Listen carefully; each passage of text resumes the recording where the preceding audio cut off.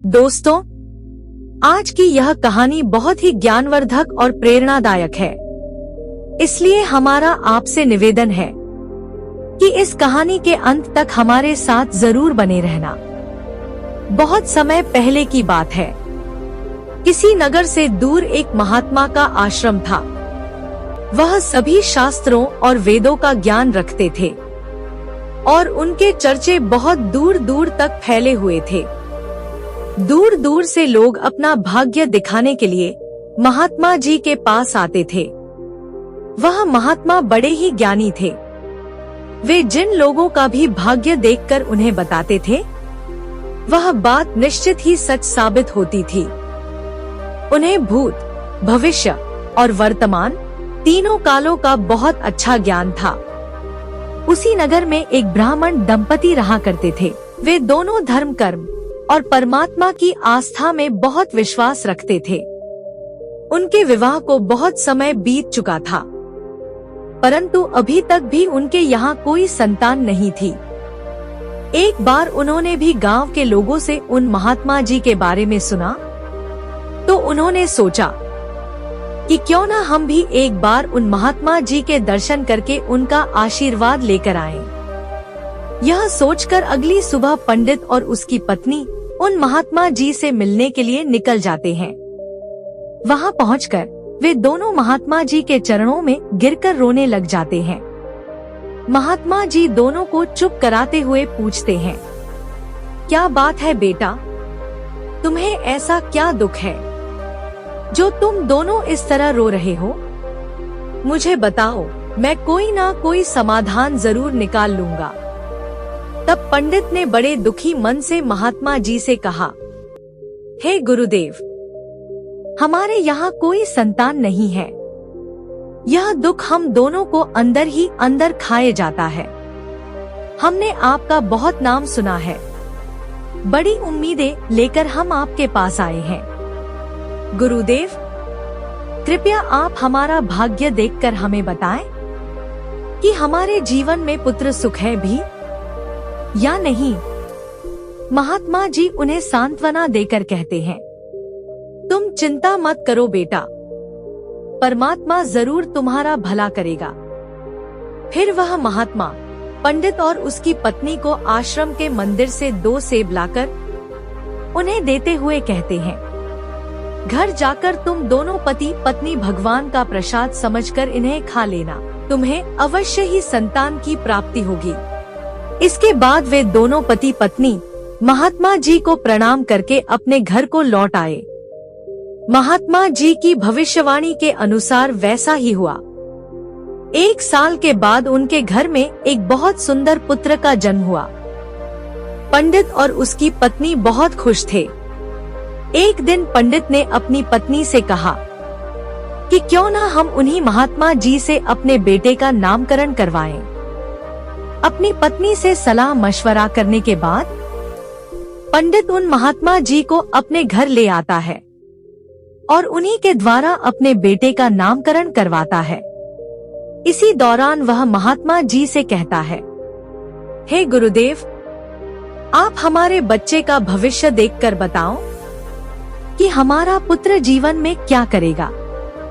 तब वह महात्मा कहते हैं, अभी इस बच्चे को थोड़ा बड़ा होने दो। जब इसकी आयु 8 वर्ष की हो जाए, तब इसको मेरे पास लेकर आना।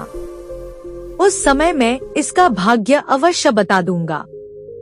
यह कहकर महात्मा जी वहां से चले गए। धीरे धीरे समय गुजरता गया। पंडित का बेटा अब 8 वर्ष का हो गया था। एक दिन पंडित अपने बेटे को लेकर उन्हीं महात्मा जी के आश्रम में गया। महात्मा जी के आसपास लोगों की भीड़ लगी हुई थी।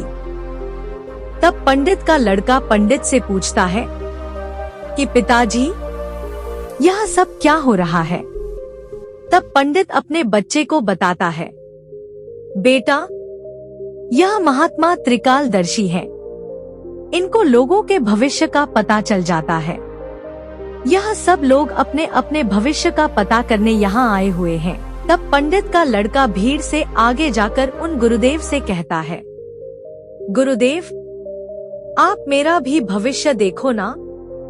उस छोटे बालक की बात सुनकर गुरुदेव पहले तो मना कर देते हैं, लेकिन बाद में बच्चे की जिद पर मान जाते हैं और उससे कहते हैं, ठीक है बेटा, तुम मेरे सामने आकर बैठ जाओ, फिर मैं तुम्हारा भाग्य बताता हूँ। महात्मा ने अपने ग्रंथ को खोला और पंडित पुत्र के ललाट को देखा। इसके आधार पर उन्होंने गणना की तो देखा कि पंडित के पुत्र का विवाह एक नीच कुल की कन्या के साथ होना लिखा है।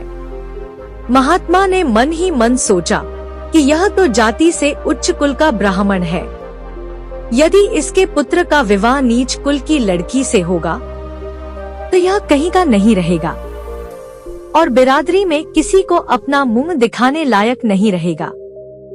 महात्मा जी यह सब बातें उस पंडित को बता देते हैं।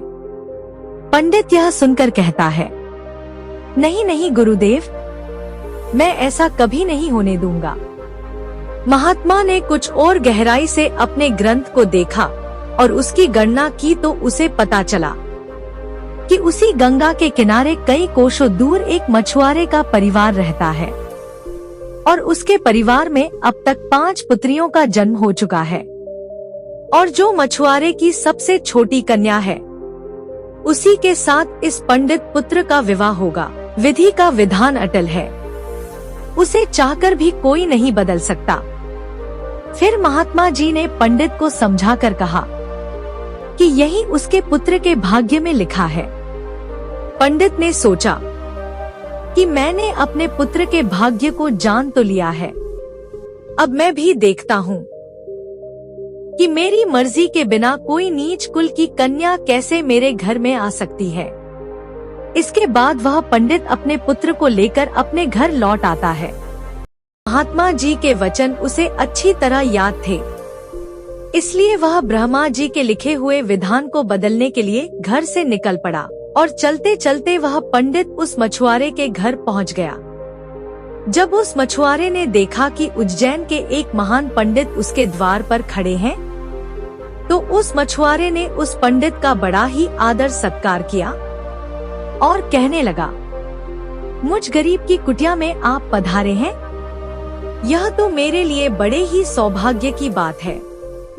तभी पंडित ने उससे कहा, हे मछुआरे, मैं किसी उद्देश्य से तुम्हारे पास आया हूँ।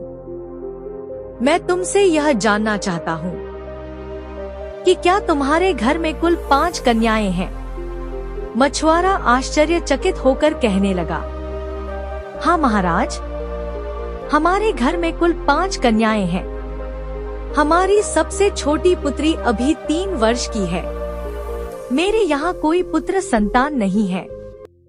पंडित ने चालाकी से कहा, हे मछुआरे, मेरे गुरु त्रिकालदर्शी हैं। उन्हीं के आशीर्वाद से मुझे भी ज्योतिष विद्या का थोड़ा ज्ञान हो गया है। मैं तो बस इस रास्ते से जा रहा था, तो मैंने अपनी ज्योतिष विद्या से जान लिया कि तुम पर तो बड़ा घोर संकट आने वाला है। जब तक तुम्हारी सबसे छोटी पुत्री तुम्हारे घर में रहेगी, तब तक तुम्हें पुत्र की प्राप्ति नहीं होगी। यदि तुम अपने घर के आंगन में पुत्र खेलता हुआ देखना चाहते हो, तो तुम्हें अपनी छोटी पुत्री को अपने घर से दूर भेजना होगा। पंडित के ऐसे वचनों को सुनकर मछुआरा बोला, परंतु पंडित जी, अभी तो वह नवजात बालिका है, अभी उसकी आयु भी मात्र 3 वर्ष की है। मैं उसे ऐसी हालत में कहाँ छोड़ सकता हूँ? पंडित ने कहा, हे मछुआरे, जब मैं तुम्हें यह सब बता सकता हूँ, तो मैं तुम्हारी सहायता भी कर सकता हूँ। हे मछुआरे, मेरी कोई पुत्री नहीं है। तुम एक काम करो, तुम अपनी इस कन्या को मुझे दे दो। मैं इसका पालन पोषण करूँगा और जब यह कन्या बड़ी हो जाएगी, तो मैं कोई अच्छा सा वर ढूंढकर इसका विवाह भी कर दूंगा। दोस्तों, फिर वह मछुआरा पुत्र की लालसा में अपनी नवजात पुत्री को उस पंडित को दे देता है। पंडित मन ही मन बहुत खुश होता है और उस छोटी सी कन्या को लेकर चल देता है। चलते चलते वह पंडित सोचता है कि यदि इस कन्या को मैंने मार दिया तो मुझे बाल हत्या का पाप लग जाएगा। यह सोचकर वह पंडित एक लोहार के पास गया और उस लोहार से कहकर उसने एक लकड़ी का एक छोटा सा बक्सा बनवाया और उस बक्से में उसने उस नवजात कन्या को सुलाकर नदी के जल में प्रवाहित कर दिया। उसने सोचा कि यह बक्सा कुछ दूर ही जाएगा और अपने आप ही नदी के गहरे पानी में डूब जाएगा।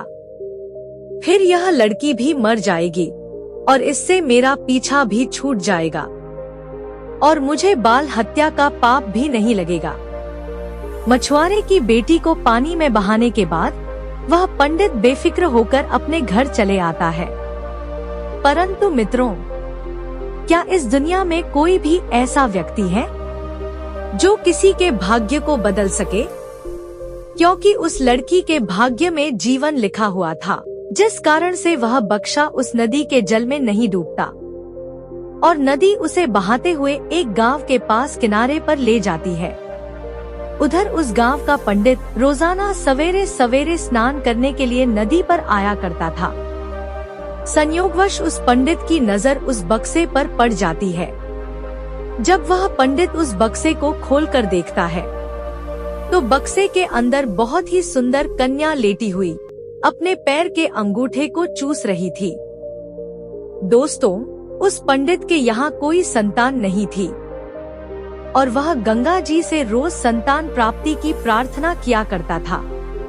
उस बच्ची को देखकर वह पंडित सोचने लगा कि आज गंगा मैया ने मेरी प्रार्थना सुन ली है और इस कन्या को मेरी संतान बनने के लिए ही भेजा है। इस तरह वह पंडित उस कन्या को अपने घर ले गया। घर पहुंचकर उसने उस कन्या को बक्से से बाहर निकाला और अपनी पत्नी को दिखाया तो उसकी पत्नी बहुत खुश हुई और मुस्कुराकर पूछने लगी, पंडित जी, यह कन्या तो बड़ी ही सुंदर है, आप इसे कहाँ से लेकर आए हैं? तब वह पंडित कहने लगा, भाग्यवान, आज गंगा जी ने हमारी प्रार्थना स्वीकार कर ली और इस कन्या को हमारी संतान बनाकर भेज दिया। आज से यह हमारी इकलौती पुत्री है। हम इसका बड़े अच्छे से पालन पोषण करेंगे और इसे अच्छे संस्कार देंगे। इसे किसी चीज की कोई कमी नहीं होने देंगे। इस तरह वह पंडित और उसकी पत्नी उस कन्या का पालन पोषण करने लगे। उन्होंने उसका नाम शकुंतला रखा था। धीरे धीरे समय गुजरा और समय के साथ साथ वह कन्या भी बड़ी हुई। जैसे जैसे वह लड़की बड़ी होती गई, वैसे वैसे उसकी सुंदरता में चार चांद लगते गए। शकुंतला इतनी सुंदर थी जैसे कोई इंद्रलोक की अप्सरा हो। जब वह थोड़ी और बड़ी हुई तो एक दिन पंडिताइन ने अपने पति से कहा, पंडित जी, हमारी बिटिया अब सयानी हो गई है, इसके विवाह की उम्र हो गई है। अब आप कोई अच्छा सा वर ढूंढकर हमारी बिटिया की शादी कर दो।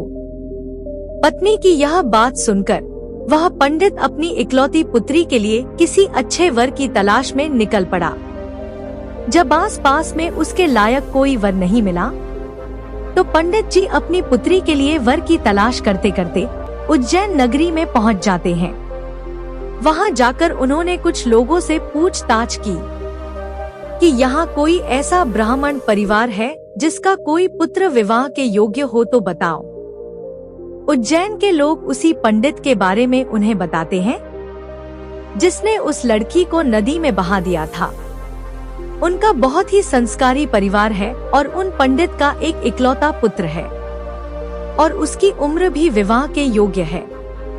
पंडित जी, अगर आपकी बात उन पंडित के यहाँ बन जाए तो आपकी पुत्री बहुत ही सुखी रहेगी। उन लोगों की बात सुनकर पंडित जी उस पंडित के घर अपनी बेटी का रिश्ता लेकर चल देते हैं। जब वह पंडित के घर पहुँचे और उस पंडित से मिले और जब पंडित जी ने अपनी पुत्री की सुंदरता के बारे में बताया और पंडित को अपने आने का मकसद बताया कि मेरी एक पुत्री है और उसका विवाह हम आपके पुत्र के साथ करना चाहते हैं। तो वह पंडित भी बड़ा खुश हुआ कि चलो, मेरे पुत्र के भाग्य में जो लिखा था अब वह बदल गया है और एक ब्राह्मण अपनी पुत्री का रिश्ता लेकर मेरे पास आया है। वह पंडित उस ब्राह्मण की बिटिया से अपने पुत्र की शादी करने के लिए तैयार हो जाता है। विवाह का समय भी निश्चित करने के बाद वह ब्राह्मण खुशी खुशी अपने घर चला जाता है। कुछ दिनों के बाद शकुंतला का विवाह उस पंडित के पुत्र के साथ हो जाता है। पंडित मन ही मन बहुत खुश था कि उसने अपने पुत्र के भाग्य को बदल दिया है। लेकिन दोस्तों, पंडित को पता नहीं था कि विधाता का लिखा कोई नहीं मिटा सकता। जो लिख दिया वह तो अटल सत्य है।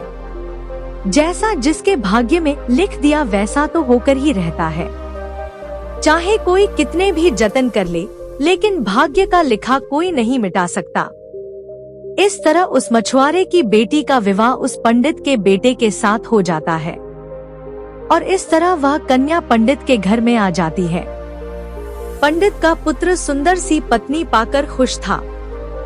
पंडित की पुत्री सुंदर सा पति पाकर खुश थी और वह पंडित इस बात से खुश था कि मैंने अपने पुत्र का भाग्य बदल दिया है। फिर एक दिन किसी कार्य से उस पंडित के पुत्र को कुछ दिनों के लिए उज्जैन से बाहर जाना पड़ता है। इसी बीच एक दिन वह पंडित अपने बेटे की बहू को लेकर उस महात्मा के आश्रम जाते हैं। उधर पहुंचकर गुरुदेव को प्रणाम करते हैं और बड़े गुरूर में भरकर कहते हैं कि गुरुदेव, मैंने विधि के विधान को भी बदल दिया है। यह सुनकर महात्मा जी मंद मंद मुस्कुराए और पंडित से बोले, पंडित जी, जो लड़की तुम्हारे घर में बहू बनकर आई है, यह वही मछुआरे की बेटी है जिसे तुमने नदी में बहा दिया था। यह सुनकर पंडित का पसीना छूटने लगा। वह सोचने लगा कि आखिर वह लड़की मेरे घर में मेरी पुत्र वधू बनकर कैसे आ गई। वह चुपचाप घर आया और उसने शकुंतला से कहा, पुत्री, तुम अपने पिताजी की इकलौती पुत्री हो ना? तो वह कन्या बोली, जी पिताजी, मेरे असली माता पिता तो बड़े दुष्ट थे। उन्होंने मुझे 3 वर्ष की अवस्था में ही गंगा में प्रवाहित कर दिया था। और जो मेरे नए माता पिता हैं, इन्होंने मुझे नया जीवन दान दिया था। मेरी नजर में तो यही मेरे असली माता पिता हैं। जब पंडित ने यह साबित कर लिया कि यह वही मछुआरे की लड़की है, तो पंडित ने शकुंतला से निजात पाने के लिए एक युक्ति निकाली और अपने बेटे की बहू से बोला, बेटी, अगर तुम अपनी पहली संतान पुत्र पाना चाहती हो तो मेरे साथ तुम्हें समुद्र पर चलना होगा। जब दोनों ससुर और पुत्र वधू समुद्र पर पहुँचे तो पंडित ने अपने हाथ से एक अंगूठी निकाली और उस अंगूठी को दिखाते हुए समुद्र में फेंक दिया। फिर उसने शकुंतला से कहा, बेटी, जिस दिन तुम्हें यह अंगूठी मिल जाए उसी दिन तुम अपने घर आ सकती हो। अगर तुम्हें यह अंगूठी नहीं मिली तो तुम मेरे घर में कदम मत रखना और तुम अपने पिता के घर पहुंच गई या मेरे घर आ गई तो तुम अपने पति को खो दोगी। इसलिए जब तक तुम्हें यह अंगूठी नहीं मिल जाती तब तक तुम्हें कहीं नहीं जाना है। यदि तुम मेरे वचनों को मानोगी तो तुम्हें अवश्य ही पुत्र की प्राप्ति होगी और तुम्हारा भाग्य भी जाग उठेगा। ऐसा कहकर वह पंडित अपनी पुत्रवधू को समुद्र के किनारे पर छोड़कर वापस अपने घर को लौट गया। शकुंतला ने काफी प्रयास किया लेकिन अंगूठी नहीं मिली।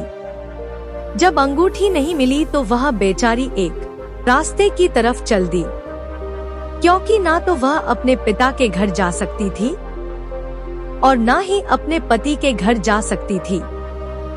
फिर चलते चलते जब वह आगे बढ़ी तो सामने से एक राजपूताना परिवार आता हुआ दिखाई दिया। जो अपने गांव की तरफ जा रहा था। जब उस राजपूत परिवार ने उस लड़की को देखा तो कहने लगे, बेटी, इस जंगल में तुम अकेली कैसे घूम रही हो? यहाँ तो बहुत से जंगली जानवर रहते हैं। तो वह कन्या बोली, क्या बताऊं बाबा, मैं विपत्ति की मारी हूँ और मेरा इस दुनिया में कोई नहीं है। तब राजपूत परिवार बोला, बेटी, अगर तुम चाहो तो हमारे साथ चल सकती हो। जब शकुंतला ने यह सुना तो वह सहज गई और उनके साथ चलने के लिए तैयार हो गई। इस तरह शकुंतला को उस राजपूत परिवार ने अपने घर खाना बनाने के लिए रख लिया। दोस्तों, राजपूत परिवार का जो मुखिया था वह उस पंडित का बहुत ही घनिष्ठ मित्र था। इधर कुछ समय बाद जब पंडित का लड़का दूसरे नगर से लौट कर आया तो घर में उसे अपनी पत्नी दिखाई नहीं दी।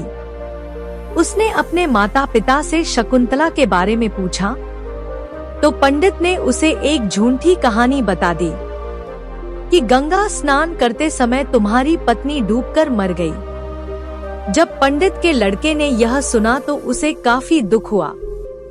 उधर राजपूत परिवार जिस गांव में निवास करता था, उस गांव का एक पंडित अपने लड़की का रिश्ता लेकर उसी पंडित के घर पहुंच गया। उसने पंडित जी के समक्ष अपनी पुत्री के विवाह के लिए प्रस्ताव रखा। तो पंडित ने उस आने वाले पंडित से कहा कि हम अपने पुत्र के साथ तुम्हारी पुत्री का विवाह तो कर लेंगे, लेकिन विवाह से पहले हम तुम्हारी पुत्री को देखना जरूर चाहेंगे।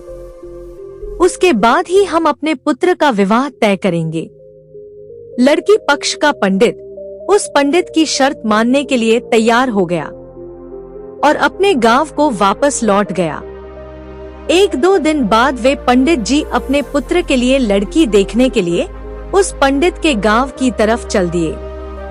उधर जो अंगूठी उस पंडित ने समुद्र में फेंकी थी, उसे एक मछली निगल गई थी।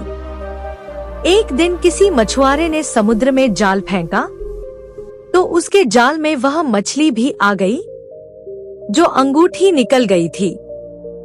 मछुआरा पकड़ी हुई मछलियों को बेचने के लिए वहीं पहुंच गया जहां वह राजपूत परिवार रहता था। परिवार के मुखिया को मछली खाना बहुत ही पसंद था, इसीलिए उसने मछुआरे से उस मछली को खरीद लिया और उस मछली को ले जाकर शकुंतला से कहा, बेटी, क्या तुम मेरे लिए इस मछली को पका दोगी? तो शकुंतला ने जवाब दिया, मैं मछली तो नहीं खाती हूँ, लेकिन आपके लिए जरूर बना दूंगी। इस प्रकार वह रसोई में रखकर उस मछली को काटने लगी। जब शकुंतला ने उस मछली को काटा तो उसके पेट में से वही अंगूठी निकलकर जमीन पर गिर पड़ी। जब शकुंतला ने उस अंगूठी को देखा तो वह उसे देखते ही पहचान गई और अंगूठी पाकर बहुत खुश हुई। उधर वह पंडित अपने पुत्र को लेकर उस गांव के पंडित के यहाँ लड़की देखने के लिए जा रहा था। रास्ते में वह अपने बेटे से कहने लगा, सुनो बेटा, इस गांव में हमारे एक घनिष्ठ राजपूत मित्र रहते हैं। चलो पहले हम उनके पास चलते हैं, उसके बाद हम तुम्हारे लिए लड़की देखने पंडित जी के घर जाएंगे। पंडित के बेटे ने कहा, ठीक है पिताजी, जो आपको अच्छा लगे वैसा ही कीजिए। फिर वे दोनों उस राजपूत के घर पहुँचे। राजपूत ने जब अपने मित्र पंडित को आते हुए देखा तो वह भी बहुत खुश हुआ और उनका बहुत आदर सत्कार किया। उन्हें अपने पास में बिठाया और शकुंतला को आवाज दी कि बेटी, आज हमारे बहुत पुराने मित्र हमसे मिलने आए हैं, जरा उनके लिए चाय नाश्ते का इंतजाम करो। जब शकुंतला पानी लेकर आई तो उसने अपने ससुर और पति को सामने बैठे देखा। पंडित ने शकुंतला को देखा तो उसका चेहरा पीला पड़ गया। शकुंतला को देखते ही उसके बेटे ने कहा, क्यों पिताजी, आपने तो मुझसे कहा था कि शकुंतला मर गई है, मगर मेरी पत्नी तो जिंदा है, और आप यह जानते हुए भी मेरा विवाह किसी अन्य लड़की से करने का सोच रहे हैं। तब वह पंडित दुखी मन से कहता है, बेटा, मैं भटक गया था। मैं विधाता के लिखे भाग्य को बदलने के प्रयास में बहुत नीच कर्म कर बैठा।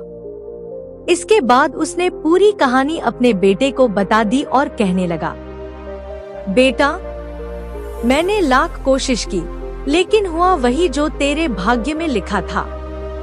यह कहकर उसने अपने बेटे की बहू से माफी मांगी और आदर सत्कार से उसे घर लेकर गए। दोस्तों, विधि के विधान को कोई बदल नहीं सकता। जो भाग्य में लिखा होता है वह जरूर होता है। हमें उम्मीद है दोस्तों कि आपको आज की यह कहानी जरूर पसंद आई होगी। ऐसी ही और कहानियां सुनने के लिए हमारे चैनल को सब्सक्राइब जरूर कर लें। धन्यवाद दोस्तों।